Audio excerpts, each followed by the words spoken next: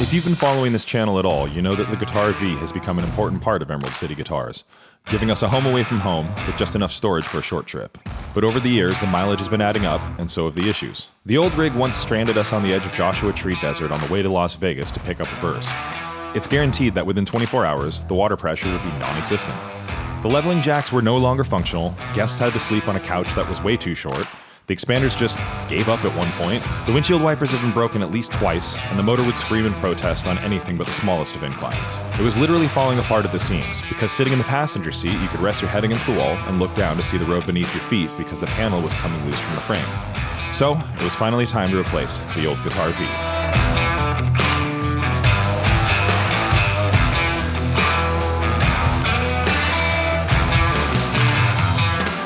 All right, so we've been talking about it for a long time. We were kind of daydreaming about what the next rig is gonna be like, something that'll enable us to go cross country and just not worry about, you know, getting up the hills and going down to even California.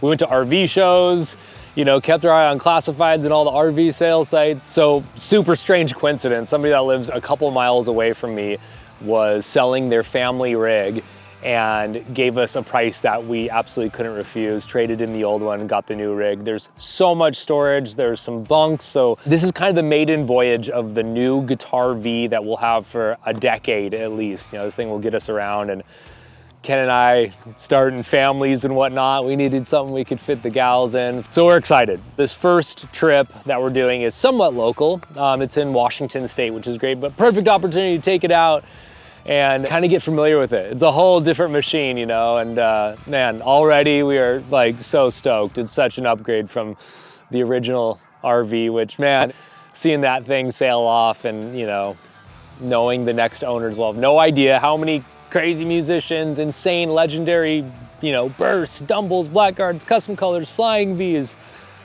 It was crazy. I got emotional about it. I'm sure some of you watching this were on board or joined us for some of those RV parties, and man, the coolest things. We need to break this one in. You know, it feels a little too shiny for us, but as we know, like one trip, this thing is gonna look like a vintage guitar store. So why don't you pop in and we'll tell you what we're doing this trip.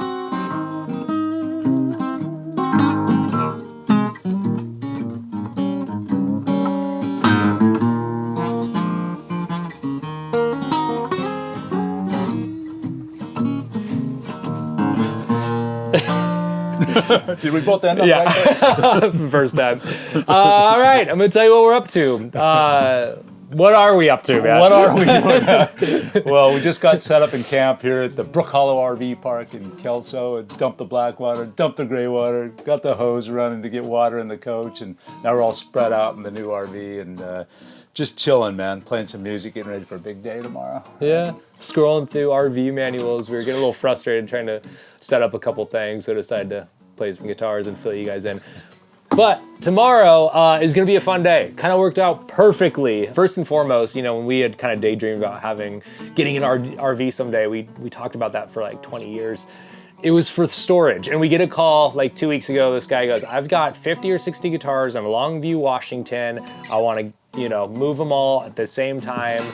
Super serendipitous. We had just got this rig. We needed a short trip to kind of work out the kinks and get familiar with it. Right? I know, yeah, totally. So he's got a bunch of cool, it's kind of an eclectic collection with some obscurities and some kind of second tier instruments like Silvertone and Travis Bean and, you know, just fun wall hangers. It'd be and cool if you had some like the Italian stuff like the Echoes and things like that, and the Galantes. It's totally the category that we're dealing with. I love that stuff. He's got some amps. I told you they were kind of small, cool Wahoos, but I think Totally baited me, man. I don't know. Supros, Magnetones, some cool old Gibsons.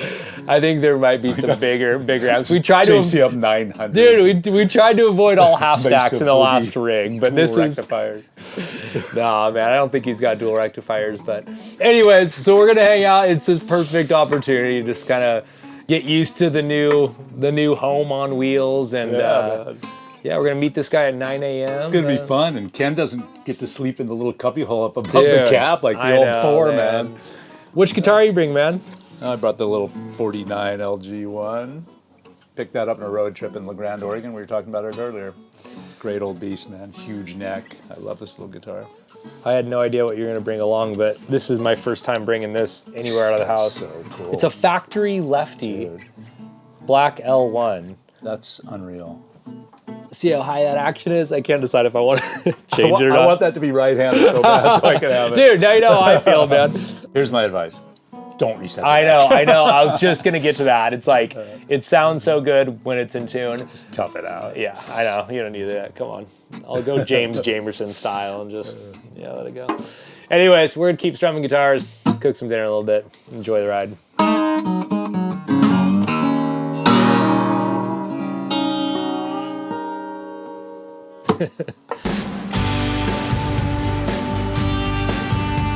All right, we're gonna break in the RV with taco night.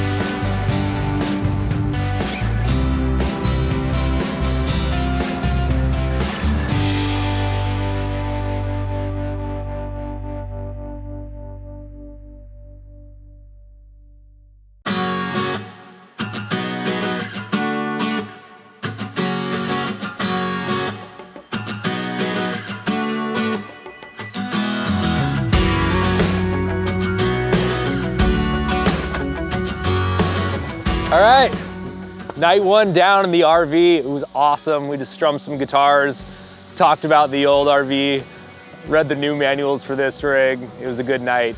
It is a beautiful morning in Kelso, Washington. We're 12 minutes away from David's house. I've talked to him about a fraction of the guitars he has, and intriguing enough to decide to tackle this collection. So I'm excited to kind of go through it all, discover it with you guys. Let's get on the road.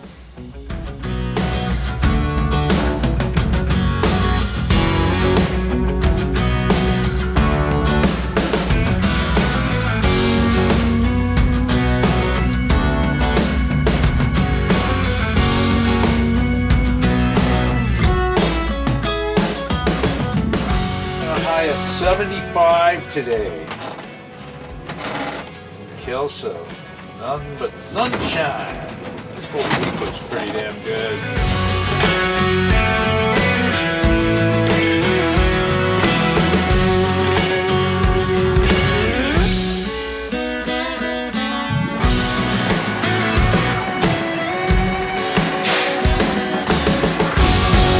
All right, we're here. Let's go check it out.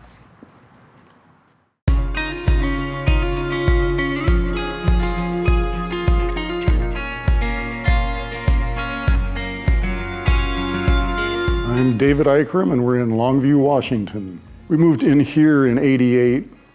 Well, not too long after we moved in here, one of the neighbors called us and said that he had a friend who used to live in Longview, now lives in Seattle, and that he was in a bookstore up there, Elliott Bay Books, I believe, and said he saw a picture of our house. We drove up there, and we're looking around at all these pictures on the walls, and we saw this one that looked like our house. We started negotiating with the guy, but there's no negotiation when you're the only person who wants a painting. So he said it was $200. I said, would you take $150? He says, how about $250? Because you're the only one who would want it.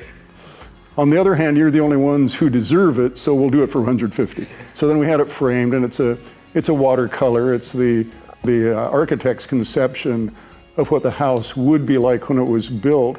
And we got it home and looked at it and realized that after they conceptualized it and actually built it, they built it in a reverse image of what the original picture is. So anyway, it's been hanging on our wall ever since. All right, we just landed in Longview, Washington. I'm sitting here with David and got to meet Pam over here. Their home is absolutely incredible. We just walked in and it's they've been lifelong antique collectors, a shared passion, and this place is glorious. But we're here to go check out some of the guitars that David's been collecting. Let's go take a look at what he's got. Obviously, he's been a busy man. When I was a kid, I always wanted a guitar, and my parents got me a plastic Gene Autry or Roy Rogers, and then my brother, who was known as the one-man wrecking crew, jumped on it on the bed and broke it, and that was the end of my guitars. But then when I went to graduate school, I thought, I want to learn to play the guitar, and I want to be a classical guitar player. So I bought this Crown guitar, I think from McCabe's shop in Santa Monica. Found out I didn't have time to really learn how to play it.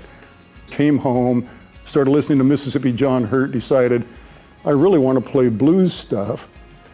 So I bought a steel string guitar, and then our daughter was born. We were building a house down at the coast. Al the Mason is a guitar player. He was there with his Fender amp and his Leslie. He plugged in and he came up with some sounds I'd never heard, and I was, shall we say, smitten. And I thought, wow, these are amazing. So I started collecting some amps, and when one would arrive, Pam would go, "Did you get another amp?" She said, "I don't get it." She said, there's nothing beautiful about them. I just don't understand collecting amps. I could understand collecting guitars, and that was her mistake. So people would ask me, "How many guitars do you own?" And I would say, "I don't know." They said, "Well, you must have some idea." And I said, "I don't want to have an idea, because if I knew how many I had, I'd have to confess it to Pam." So today, we're finding out how many I own, but I may not tell her anyway. Okay, let's see. Candelario Delgado. There we go. 1958. Taku Page of Saka Acoustic Guitar Sakashita. Has Super rare. Beautiful. Is that an Epiphone? No. no, Oh, it's a Gibby. it's an L30. Yeah. L30. Black elf. When I got it, it was, they said it had been refinished. It was like, you could still smell the Krylon paint. Yeah. And I thought, this deserves better. Yeah. So I had it refinished. So I've got way more into it than I can ever get back. It's out. a really nice What year is refin. it? You know? Probably a 30, 30s, something. 31, 32. This is a Ramirez. Yeah, cool. There's a flamenco. 1978 Ramirez. Jet Glow Ricky. Is it 330? There's a 340. Isn't it? 340? Oh, three Is that what it pickups, yeah. says on there? I don't Yeah. know. Three pickups. 3 pickup. Those yeah. are the hard ones to figure out what they are. So it's heavy. I can only imagine it's a Travis Bean. Yeah. Oh, this is another one I don't know if you guys are familiar with. Whoa. Carl Thompson. Yeah, Carl Thompson. Probably are familiar with it. Emperor? Emperor Thin Line. Wow. man. A thin line. Yeah. Really cool. So what they made, I don't know, 100 or 200 of Yeah. those. Yeah. You don't see many. Are you familiar with the Chinnery collection? Yeah. It was one of his. Oh, awesome. It's in the book. Wow. The Guild Liberator. Oh, I've got 2 of those. I was always hoping to get the 3rd color. Oh, that's one of my few new ones. Yeah. 2006 Clapton Blue Stratocaster. or whatever. Harmony Stratotone. I've been to those. Gold. The Belzuki was a terrible design. You can't keep that in tune. The neck pitches up as you tune it. Oh, yeah. Yeah, that's a Maurer. It's a Larson Brothers. M-A-U-R. M-A-U-E-R. Yeah, Or Maurer. Pretty. Chris Isaac model Silvertone. see, those get me going. I know. Yeah, right? You know, I always wanted to get the Espinata because it's the only other one that had the Harmo metal binding. Yeah, yeah. Harmo metal. Yeah, I love that, you know. Had a lot of them, you know, without Yeah. the binding like that on them because they did kind of more plain models. And, See, this was the first model they made, and a lot of bad design, like the pickup is underneath the pick guard. This is like metal right here, they did right? lap steels like that too.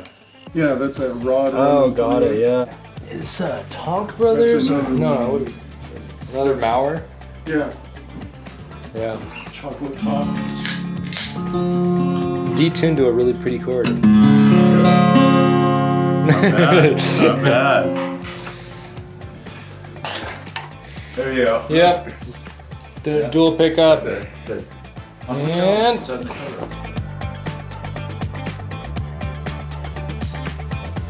Dan Electro sitar. S-Giro box. Burns. Oh, is that a Burns? Yeah. Any guesses? Victory? Somewhere in there. Let's see. Oh.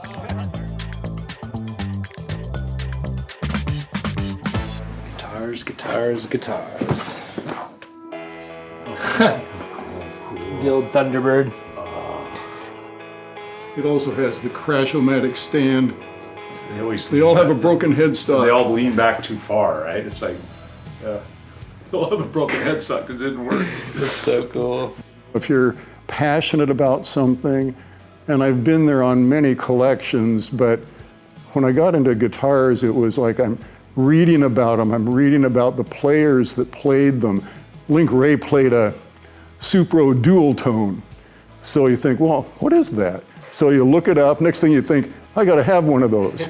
You know, like a Dan Electro is kind of interesting. They were made to be cheaply made, but they sound pretty good. You can still get them without having to pay an arm and a leg for them, and then you realize how many different models there were and so forth. So collecting a few Dan Electros seemed appropriate. And then you find out that there's some pretty neat acoustic guitars out there. So I've kind of come full circle. I've become more of an acoustic guy again than I was for a while, just really into the electrics. I wish I'd spent more time playing than I did collecting, but I think it was the other way around. Pam and I have always appreciated antiques, and she was given a little glass top hat by her grandmother, and so for a while all we did was try to find more glass top hats. Then we discovered there were a whole lot of other things to collect, and then it became kind of a madness, and we would have our vacations around swap meets and antique shows, and we'd go to auctions and we'd go to antique stores, and it was just something that we did together, and it was great fun. And we just kind of gradually accumulated a whole lot of different collections. When I retired, I thought, okay, it has to come to an end. I shouldn't be spending money when I'm not making money. So I thought, okay, I'm just not going to buy any more guitars. But I have. It's the same thing as having a collection of anything. The thrill is in the hunt. The joy of owning and being able to look at them and enjoy them. Eventually have to add up the years, and then you start subtracting from the years that you have left, and realize at some point somebody's going to have to deal with this. Now, all of the other stuff that Pam and I collected, we collected together, and we're living with it, we're enjoying it every day. But when you have as many guitars as I do, they take up a lot of space, and every closet was full, and underneath every bed, and these guitars are mine, they're my collection. And it's not fair to require Pam to ultimately have to deal with it if I go first. And it's not fair to the kids for them to deal with it because they don't know anything about it. They don't know about guitars, they don't know about amps. They wouldn't have a clue, and it would be a stressful time for them. So I just thought, okay, there comes a time where you have to say, let's make it manageable. For us, it has always been collecting stuff. This was my collection, and I do have a lot invested in it. and it's time for me to take responsibility for it. Well, I kind of hope there's somebody like me who has been looking for some maybe kind of funky guitar and haven't really known where to find it, and all of a sudden it appears and they're just happy to locate it. Someone who's going to take care of it, you know, so that it can be passed on again. And I look at them as a piece of art that produces more art. And you need to treat those with a lot of respect. But I do admire a guitar like this one that's sitting over here, where you can just tell it's been played and played and played, and somebody loved that guitar. They didn't trash it, they just wore it out. So I can't get rid of that one either. A good friend of mine, he had come and played some of my guitars, and he said, well, you know, when you decide you're gonna sell, you should call up Trevor Boone. He's a great guy up in Seattle, Emerald City Guitars. So that's how we have come to be at the point that we are now. He's driving away with all of my guitars, and I don't even have a receipt, and I'll never see them again. And it becomes the worst investment I've ever made.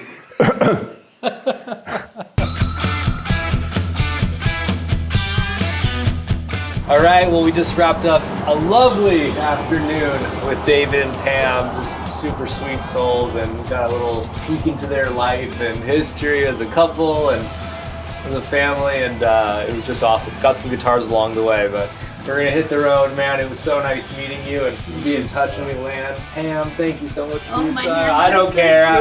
Little dirt's good for me. All right, you guys, take care. We will, thank you. We just packed 73 vintage guitars into the new rig. Every storage unit pull-out is full. The master bedroom is full. The bathroom has something in it. 3 guitars down here. That's why we need an RV to do our thing.